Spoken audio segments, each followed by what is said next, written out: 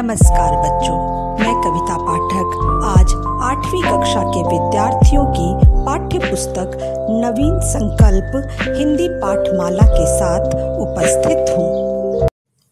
पंच परमेश्वर कहानी के माध्यम से हमें ज्ञात हुआ कि जुम्मन और खाला के मध्य हुए विवाद का निपटारा करने के लिए ग्राम पंचायत बुलाई गई, जिसमें अलगू चौधरी सरपंच हुए और दोनों पक्षों की सुनवाई के उपरांत यह निर्णय दिया कि जुम्मन खाला को माहवार खर्च देना मंजूर करें, वरना ज़मीन की रजिस्ट्री रद्द मानी जाएगी। इस निर्णय के कारण दोनों मित्रों की अटूट मित्रता टूट गई। जुम्मन मन ही मन अलगू के बुरे दिनों की कामना करने लगे। आइए आगे की कथा जानें। अच्छे कामों की सिद्धि में बड़ी देर लगती है, परंतु बुरे कामों की सिद्धि में यह बात नहीं होती। जुम्मन को भी बदला लेने का अवसर जल्द ही मिल गया। अलगू चौधरी बटेसर से बैलों की एक बहुत अच्छी जोड़ी मोल लाए थे। बैल पछाही जाति के सुंदर चौकस सुडौल थे। महीनों तक आसपास के गांव के लोग उनके दर्शन करते रहे। दैव योग से जुम्मन की पंचायत के 1 महीने बाद इस जोड़ी का एक बैल मर गया। अब अकेला बैल किस काम का? उसका जोड़ बहुत ढूंढा गया पर न मिला। निश्चय हुआ कि इसे बेच डालना चाहिए। गांव में एक समझू साहू थे। वे इक्का गाड़ी हाँकते थे। इस बैल पर उनका मन लहराया। उन्होंने सोचा यह बैल हाथ लगे तो दिन भर में बेखटके 3 खेप हो। 1 महीने में दाम चुकाने का वादा ठहरा। चौधरी को भी गरज थी ही, घाटे की परवाह न की। समझू साहू ने नया बैल पाया तो लगे उसे रगेदने। वह दिन में 3-3, 4-4 खेपें करने लगे। न चारे की फिक्र थी न पानी की। मंडी ले गए, वहाँ कुछ रूखा सूखा सामने डाल दिया। बेचारा जानवर अभी दम भी न लेने पाता था कि फिर जोत दिया। इक्के का जुआ देखते ही बैल का लहू सूख जाता था।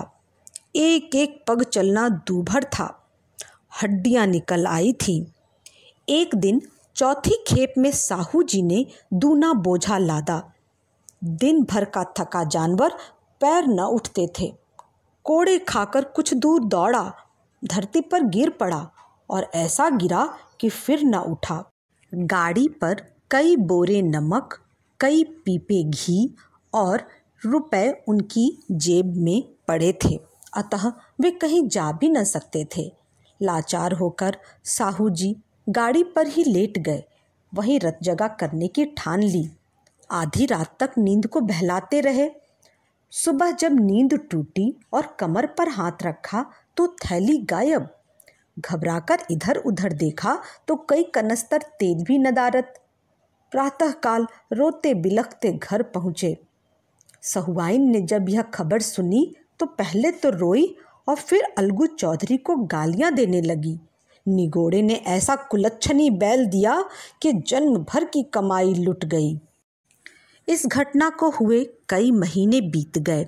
अलगू जब भी अपने बैलों के दाम मांगते तब साहू और सहुआइन दोनों ही झल्ला उठते। प्रश्नोत्तर होते होते हाथापाई की नौबत आ पहुंची। 150 रुपये इस तरह हाथ धो लेना अलगू चौधरी के लिए आसान न था। लोगों ने परामर्श दिया कि इस तरह से काम न चलेगा, पंचायत कर लो, जो भी तय हो जाए उसे स्वीकार कर लो। साहू जी राजी हो गए। अलगू ने भी हामी भर ली। पंचायत की तैयारियां होने लगी। दोनों पक्षों ने अपने अपने दल बनाने शुरू किए। इसके बाद तीसरे दिन उसी वृक्ष के नीचे पंचायत बैठी। पंचायत बैठ गई तो रामधन मिश्र ने कहा, अब देरी क्या है, पंचों का चुनाव हो जाना चाहिए। बोलो चौधरी, किस किस को पंच बनाते हो? अलगू ने दीन भाव से कहा, समझू साहू ही चुन ले। समझू खड़े हुए और कड़क कर बोले, मेरी ओर से जुम्मन शेख। जुम्मन का नाम सुनते ही अलगू चौधरी का कलेजा धक धक करने लगा। मानो किसी ने अचानक थप्पड़ मार दिया हो। रामधन अलगू के मित्र थे, वह बात तो ताड़ गए। पूछा, क्यों चौधरी, तुम्हें कोई उज्र तो नहीं? चौधरी ने निराश होकर कहा, नहीं, मुझे क्या उज्र होगा। जुम्मन शेख के मन में भी सरपंच का उच्च स्थान ग्रहण करते ही अपनी जिम्मेदारी का भाव पैदा हुआ। उसने सोचा, इस समय मैं न्याय और धर्म के सर्वोच्च आसन पर बैठा हूँ।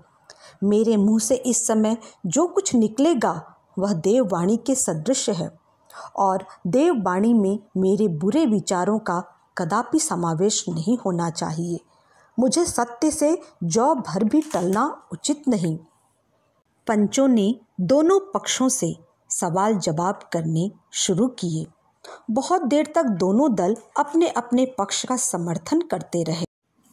अंत में जुम्मन ने फैसला सुनाया, अलगू चौधरी और समझू साहू, पंचों ने तुम्हारे मामले पर अच्छी तरह विचार किया।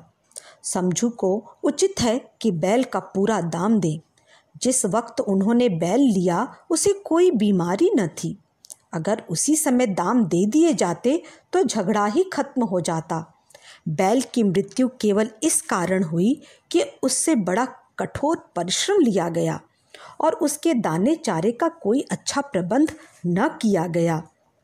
झगड़ू साहू के यह कहने पर कि समझू के साथ कुछ रियायत होनी चाहिए, जुम्मन बोले, यह अलगू चौधरी की इच्छा पर निर्भर है। यह रियायत करें तो उनकी भलमनसी। अलगू चौधरी फूले न समाये, उठ खड़े हुए और जोर से बोले, पंच परमेश्वर की जय। इसके साथ ही चारों ओर प्रतिध्वनि हुई, पंच परमेश्वर की जय, पंच परमेश्वर की जय। थोड़ी देर बाद जुम्मन अलगू के पास आए और उनके गले लिपट कर बोले, भैया, जब से तुमने मेरी पंचायत की तब से मैं तुम्हारा प्राणघातक शत्रु बन गया था, परंतु आज मुझे ज्ञात हुआ कि पंच के पद पर बैठकर न कोई किसी का दोस्त होता है न दुश्मन। न्याय के सिवा उसे और कुछ नहीं सूझता। आज मुझे विश्वास हो गया कि पंच की ज़बान से खुदा बोलता है। अलगू रोने लगे। पानी से दोनों के दिल का मैल धुल गया। मित्रता की मुरझाई हुई लता फिर हरी हो गई।